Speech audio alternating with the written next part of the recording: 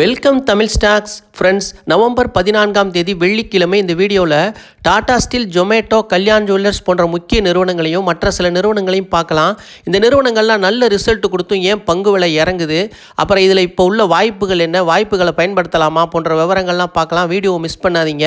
அதுக்கு முதல்ல நவம்பர் 13ஆம் தேதி வியாழக்கிழமை முடிவடைந்த மார்க்கெட் அப்டேட்டை முதல்ல பார்த்துடலாம். சென்செக்ஸ் 12 புள்ளி அதிகரித்து 84,478 க்ளோஸ் ஆகிருக்கு. நிஃப்டி 50 3 புள்ளி அதிகரித்து 25,879 க்ளோஸ் ஆகிருக்கு. நிஃப்டி பேங்க் 107 புள்ளி அதிகரித்து 58,381 க்ளோஸ் ஆகிருக்கு. வெளிநாட்டு முதலீட்டாளர்கள் 383 கோடி ரூபாய்க்கு விற்றுருக்கிறாங்க. உள்நாட்டு முதலீட்டாளர்கள் 3091 ரூபாய்க்கு வாங்கியிருக்கிறாங்க. சிங்கப்பூரில் வர்த்தகமாகிற நம்மளோட கிஃப்ட் நிஃப்டி ஃபியூச்சரு 116 புள்ளி விழுந்து 25,817 வர்த்தகமாயிட்டு இருக்கு. இன்றைக்கி மார்க்கெட் நெகட்டிவாக இருக்கிறதுக்கு வாய்ப்பு இருக்குது. அமெரிக்க டாலருக்கான இந்திய ரூபாயோட மதிப்பு 88.67 இருக்குது. 0.4 பைசா விழுந்திருக்கு. இந்திய பணம் விழுந்திருக்கு. ஆபரண தங்கத்தோட விலை 1 கிராம் சென்னையோட விலை ஜிஎஸ்டி சேர்க்காம மிகப்பெரிய ஏற்றம். 300 ரூபா ஒரு கிராமுக்கு ஏறி இருக்கு. 11,900 வர்த்தகமாயிட்டு இருக்கு. 1 கிராமோட விலை. ஆபரண தங்கம் 8 கிராம் ஒரு பவுனோட விலை 95,200 ரூபா. 2,400 ரூபா ஒரு பவுனுக்கு ஏறி இருக்கு. மொத்தம் ஒரு 2 நாளில் 2,400 ரூபா ஏறி இருக்கு. பொறுத்திருந்து பார்ப்போம் விலை குறையுதான்னு. வெள்ளி 1 கிராம் 183 ரூபா, 10 ரூபா ஏறி இருக்குது. மிகப்பெரிய ஏற்றம். தங்கத்தை விட வெள்ளி தான் அதிகமாக ஏறி இருக்குது. 10 ரூபா ஒரு கிராமுக்கு ஏறி 183 ரூபாயில் வர்த்தகம் ஆகிட்டு இருக்கு. இன்று 2ஆம் காலாண்டு முடிவுகள் அறிவிக்கும் சில முக்கியமான நிறுவனங்களை பார்க்கலாம். சீமென்ஸ் 2ஆம் காலாண்டு முடிவுகள் இன்றைக்கி அறிவிக்கிறாங்க. மேக்ஸ் ஹெல்த் கேர் இன்றைக்கி 2ஆம் காலாண்டு முடிவுகள். மேரிக்கோ இன்றைக்கி வெள்ளிக்கிழமை 2ஆம் காலாண்டு முடிவுகளை அறிவிக்கிறாங்க. எம்ஆர்எஃப் டயர் 2ஆம் காலாண்டு முடிவுகளை இன்றைக்கி நவம்பர் 14ஆம் தேதி அறிவிக்கிறாங்க. என்எம்டிசி இன்றைக்கி 2ஆம் காலாண்டு முடிவுகளை அறிவிக்கிறாங்க. கிளென்மார்க் ஃபார்மாவும் இன்றைக்கி 2ஆம் காலாண்டு முடிவுகளை இன்றைக்கி வெள்ளிக்கிழமை அறிவிக்கிறாங்க. சைடு இண்டஸ்ட்ரீஸ் 2ஆம் காலாண்டு முடிவுகளை இன்றைக்கி அறிவிக்கிறாங்க. இன்றைக்கி நவம்பர் 14 சன் டிவி 2ஆம் காலாண்டு முடிவுகளை அறிவிக்கிறாங்க. ஐநாக்ஸ் விண்ட் இன்றைக்கி 2ஆம் காலாண்டு முடிவுகள் அறிவிக்க இருக்கிறாங்க. அப்புறம் ஆயில் இந்தியா இன்றைக்கி நவம்பர் 14 வெள்ளிக்கிழமை 2ஆம் காலாண்டு முடிவுகளை அறிவிக்கிறாங்க. அதோட டிவிடெண்ட் குறித்த அறிவிப்பும் இருக்குது இன்றைக்கி. அப்புறம் வாய்ப்புள்ள நிறுவனங்களை பார்ப்போம். எட்டர்னல்னு பேர் மாற்றம் செய்யப்பட்ட ஜொமேட்டோ. ஃபைனான்சியல் பார்ப்போம். நிகர வருமானம் ஆண்டுக்காண்டு சென்ற ஆண்டு 351 கோடி, இந்த ஆண்டு 527 கோடியாக நல்லா அதிகரிச்சிருக்கு. காலாண்டுக்கு பார்த்தோம்னா மார்ச்சில் 39 கோடியாக இருந்திருக்கு. ஜூன் காலாண்டில் 25 கோடியாக குறைஞ்சிருக்கு. அதுக்கப்புறம் இப்போ செப்டம்பரில் 65 கோடியாக நல்லா அதிகரிச்சிருச்சு. ஷேர் ஹோல்டிங் பேட்டர்ன் பார்ப்போம். ப்ரொமோட்டர்கிட்ட கிடையாது, ஸ்டாக் இல்லை. எஃப்ஐஐ ஹோல்டிங்கை நல்லா குறைச்சிருக்காங்க. டிசம்பரில் 47% இருந்துச்சு போன வருஷம் டிசம்பரில். இப்போ 39% எஃப்ஐஐ வெளிநாட்டு முதலீட்டாளர்கள் நல்லா குறைச்சிட்டாங்க ஹோல்டிங்கை. மியூச்சுவல் ஃபண்டை பொறுத்தவரை நல்லா அதிகரிச்சிருக்கிறாங்க. போன டிசம்பரில் 16% இருந்து இப்போ 24% அதிகரிச்சிருக்கிறாங்க. பப்ளிக்கிட்ட ஹோல்டிங்கை அப்படி மெயின்டைன் பண்ணிகிட்டு இருக்காங்க. எட்டர்னலோட ஸ்டாக் ப்ரைஸ் பார்க்கலாம். ஹை 368, லோ 194 வரைக்கும் கீழே போயிருக்கு. Closing 297. BE ratio 1567. Sector BE வெறும் 181 தான். இது ஒரு மோனோபோலி ஸ்டாக்கு. புக் வேல்யூ 31 ரூபா, 9 டைம் அதிகமாக இருக்குது. நிறுவனத்தில் பாசிட்டிவ்னு பார்த்தோம்னா கடன் இல்லாத நிறுவனம். ரெவன்யூ தொடர்ந்து அதிகரிச்சுட்டு இருக்குது. நெட் ப்ராஃபிட்டும் தொடர்ந்து அதிகரிச்சுக்கிட்டு தான் இருக்குது. 200 நாள் மூவிங் ஆவரேஜ்க்கு மேலே வர்த்தகமாகிறது. இதெல்லாம் ஒரு பாசிட்டிவாக பார்க்கலாம். நெகட்டிவ்னு பார்த்தோம்னா எஃப்ஐஐ ஹோல்டிங்கை நல்லா குறைச்சிட்டு போகிறாங்க. காலாண்டில் நெட் ப்ராஃபிட் ஃபால் ஆகிட்டு இருக்குது. அதாவது காலாண்டில் ஃபால் ஆகிருக்கு. இதெல்லாம் நெகட்டிவாக நம்ம பார்க்கலாம். வேல்யூஷன் ரொம்ப அதிகமாக இருக்குது. அக்டோபரில் 368 ரூபாயில் இருந்த இந்த பங்கு படிப்படியாக இறங்கி இப்போ பார்த்திங்கன்னா 297 ரூபாயில் வர்த்தகம் ஆகிட்டுருக்கு. 260 ரூபா வரைக்கும் கீழே போகிறதுக்கும் வாய்ப்பு இருக்குது. நீங்கள் 290 ஒரு கவனமாக வச்சுக்கிட்டு கன்சிடர் பண்ணுற ப்ரைஸில் தான் இருக்குது. நீங்களும் பரிசீலிக்கலாம். சொந்தமாக யோசிச்சு ஒரு நல்ல முடிவாக எடுங்க. எதிர்காலத்தில் இந்த பிஸ்னஸ் நல்லா இருக்கும். ஏன்னா இது ஒரு மோனோபொலி நிறுவனம். அதனால் எதிர்காலத்தில் நல்ல வாய்ப்பு இருக்குது. இதை மிஸ் பண்ணிடாதீங்க. அதே சமயத்தில் கவனமாக இதில் முதலீடு பண்ணுங்கள். ஒரு 290 ஒரு கவனத்தில் வச்சுக்கோங்க. நண்பர்களே, டாடா ஸ்டீலில் வாய்ப்பு கை கேட்டும் தூரத்தில் இருக்குது. 2ஆம் காலாண்டு முடிவுகள் வந்திருக்கு பார்க்கலாம்.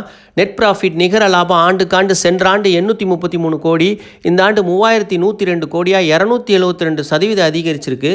ஆண்டுக்காண்டு ரெவென்யூ 9% அதிகமாகிருக்கு. EBITDA earning before interest, taxes, depreciation and amortisation ஆண்டுக்காண்டு 46% உயர்ந்திருக்கு. ரொம்ப முக்கியமான குறியீடு இது. அப்புறம் 9,106 கோடியாக இருக்குது எபிட்டா இப்போ. 46% அதிகரித்து கிட்டத்தட்ட லாபம் வந்து 4 மடங்கு அதிகரிச்சிருக்கு. வலுவான தேவை மற்றும் வரி குறைப்பு தான் இதுக்கு காரணம்னு சொல்கிறாங்க. ஸ்டாக் ப்ரைஸ் பார்க்கலாம். ஹை $186 வரைக்கும் போயிருக்கு. லோ வந்து $122 வரைக்கும் கீழே போயிருக்கு. Closing 176, BE ratio 48, sector B 26, valuation ரொம்ப அதிகமாக இருக்குது. புக் வேல்யூ 72, 2 டைம் அதிகமாக இருக்குது. 2.45 டைம் அதிகமாக இருக்குது புக் வேல்யூ. 2% அருமையான டிவிடெண்ட் கொடுக்குறாங்க. டாடா ஸ்டீல் எப்பவுமே டிவிடெண்ட் நல்லா கொடுக்கக்கூடிய ஒரு நிறுவனம். டாடா ஸ்டீல் இவ்வளோ அருமையான ரிசல்ட் கொடுத்தும் ஏன் பங்கு விலை இறங்குதுன்னு எல்லாரும் குழம்பி போயிருக்கிறாங்க. அதாவது யூகே, யுனைடெட் கிங்டம், ஐரோப்பா வணிகத்தில் ஏற்பட்டுள்ள மிகப்பெரிய சரிவு தான் இதுக்கு முக்கிய காரணமாக சொல்லப்படுது.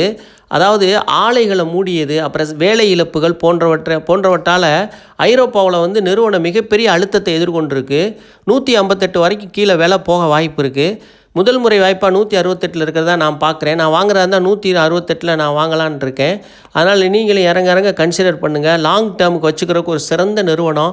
டாடா ஸ்டீல் நல்ல டிவிடெண்ட் கொடுக்கக்கூடிய நிறுவனம். 168 வாய்ப்பு இருக்கிறது, முதல் முறை வாய்ப்பு இருக்கிறதா நான் பார்க்குறேன். கல்யாண் ஜுவல்லரியில் இருக்க வாய்ப்புகளை பார்க்கலாம். கடந்த 2 நாட்களுக்கு முன்னாடி காலாண்டு முடிவுகள் வந்திருக்கு. நிகர விற்பனை ஆண்டுக்காண்டு சென்ற ஆண்டு 5226 கோடி, இந்த ஆண்டு 6842 கோடியாக 30% அதிகரிச்சிருக்கு. காலாண்டுக்கு பார்த்தோம்னா சென்ற காலாண்டில் வந்து 120 கோடி, இந்த காலாண்டில் 262 கோடியாக 118% அதிகரிச்சிருக்கு. எபிட்டா வந்து 68% அதிகரிச்சிருக்கு. ரிசல்ட் ரொம்ப நல்லா இருக்குது. ஸ்டாக் ப்ரைஸ் பார்க்கலாம். ஹை 795, லோ 399, க்ளோசிங் 498 நேற்று க்ளோஸ் ஆகிருக்கு. BE ratio 55, sector B 75, book value 46, 10 time அதிகமாக இருக்குது. வேல்யூஷன் கொஞ்சம் அதிகமாக தான் இருக்குது. டிவிடெண்ட் வந்து 0.30% கொடுக்குறாங்க, கொஞ்சமாக கொடுக்குறாங்க. ரிசல்ட் வந்து நல்லா இருந்தும் இந்த டாடா ஸ்டீல் மாதிரி இந்த பங்கும் விலை ஏறலை, ஆனால் இறங்குது. இதுக்கு என்ன காரணம்னு பார்த்தோம்னா ப்ரொமோட்டர் ஹோல்டிங்கை குறைச்சிருக்கிறாங்க. விரிவாக்க செலவுகள் அதிகமாகிட்டே இருக்கிறதுனால கம்பெனி வந்து லாபத்தில் பாதிப்பு இருக்குதுன்னு சொல்லி தெரிவிச்சிருக்கிறாங்க. அதே மாதிரி வணிகத்தை பற்றி தெரிந்த சில நபர்கள் வந்து உள்ளுக்குள்ளே வந்து விற்றுருக்கலாம் அப்படின்னு சொல்லி வதந்திகள் நிறையா பரவுது. அதான் இன்சைடர் ட்ரேடிங். இதெல்லாம் காரணமாக சொல்கிறாங்க. இந்த நிறுவனத்தை பொறுத்தவரை லாங் டேர்முக்கு ஒரு சிறந்த நிறுவனமாக தான் நான் பார்க்குறேன். இது வந்து இப்போயும் வாய்ப்பு இருக்குது. வாய்ப்பை பயன்படுத்திக்கங்க. இன்னும் இறங்க வாய்ப்பை பயன்படுத்திக்கங்க. நீண்ட கால முதலீட்டுக்கு ஒரு சிறந்த நிறுவனம். நீங்களும் சொந்தமாக யோசிச்சு நல்ல முடிவாக எடுங்க. மேலும் சில நிறுவனங்கள் இப்போ வாய்ப்பு இருக்கான்னு பார்ப்போம். Shipping Corporation of India, stock price பார்க்கலாம். 263 க்ளோஸ் ஆகிருக்கு. வேல்யூஷன் ரொம்ப அதிகம். 2.50% நல்ல டிவிடெண்ட் கொடுக்குறாங்க. 220 தான் அதுக்கு வாய்ப்பு இருக்குது. அப்புறம் ஓஎன்ஜிசியை பொறுத்தவரை ஸ்டாக் ப்ரைஸ் 250 க்ளோஸ் ஆகிருக்கு. டிவிடெண்ட் எக்ஸலண்ட் டிவிடெண்ட், 4.88% டிவிடெண்ட் கொடுக்குறாங்க. இந்த ஸ்டாக் விலை கம்மியாக கிடைக்கிறப்ப வாங்கிட்டு விட்டுருங்க. லாங் டேர்முக்கு ஒரு சிறந்த நிறுவனம். ஆனால் வாய்ப்பு வந்து 230 தான் இருக்குது. இப்போதைக்கு வாய்ப்பு இல்லை, விலை ரொம்ப அதிகமாக தான் தெரியுது. BPCL, Bharat Petroleum Corporation Limited, closing price 374, 2.67%. இவங்களும் நல்ல டிவிடெண்ட் கொடுக்குறாங்க. வேல்யூஷன் ஆனால் சீப்பாக தான் இருக்குது. அதே சமயத்தில் பங்கு விலை கொஞ்சம் இறங்கணுமோன்னு எனக்கு தோணுது. இன்னும் கொஞ்சம் இறங்க வேண்டியது இருக்குது. 330 வாய்ப்பு இருப்பதாக நான் பார்க்குறேன். அடுத்தது தமிழ்நாடு பெட்ரோ வந்து க்ளோசிங் 111 க்ளோஸ் ஆகிருக்கு. வேல்யூஷன் ரொம்ப குறைவாக தான் இருக்குது. அதே சமயத்தில் நெட் ப்ராஃபிட் வந்து தொடர்ந்து 4 வருஷமாக இறங்கிக்கிட்டே இருக்குது. இதில் வந்து இப்போதைக்கு கொஞ்சம் விலை இறங்கத்தான் வாய்ப்பு இருக்குது பங்கு. ஏன்னா ப்ராஃபிட் ரொம்ப தொடர்ந்து குறைஞ்சிக்கிட்டே வருது 4 வருஷமாக. அதனால் நம்ம வேல்யூஷன் சீப்பாக இருந்தாலும் ப்ராஃபிட் குறையும் போது பங்கு விலை இன்னும் ஏறுறதுக்கு இப்போதைக்கு வாய்ப்பு இருக்கிறதா எனக்கு தெரியல. ஒரு 95 முதல் வாய்ப்பாக இருக்கும்னு நினைக்கிறேன். அப்புறம் இறங்க நம்மளும் யோசித்து வாய்ப்புகளை பயன்படுத்திக்கலாம். நீங்களும் சொந்தமாக யோசிச்சு நல்ல முடிவாகிடுங்க. தமிழ் ஸ்டாக் சேனலுக்கு ஆதரவு அளித்த அனைவருக்கும் மிக்க நன்றி.